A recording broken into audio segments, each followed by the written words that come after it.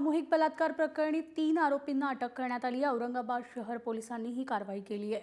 तीनही आरोपी तिसगाव येथले रहिवासी आहेत। मच्छिंद्र गायकवाड, शेख सत्तार आणि रूपचंद तिरके या तिन्ही आरोपींना पोलिसांनी ताब्यात घेतलंय।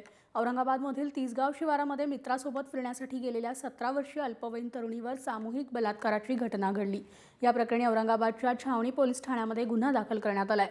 औरंगाबाद जवळील साजापूर गावातील 17 वर्षीय तरुणी आणि बजाजनगरातील 25 वर्षीय तरुण तिसगाव शिवारातील रस्त्यावर गप्पा मारत बसले होते।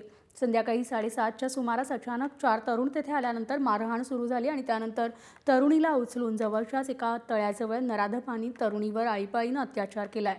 जखमी अवस्थेत असलेल्या तरुणीच्या मित्रांनी ओरडून लोकांना माहिती सांगितल्यानंतर हा प्रकार उघडकीस आला।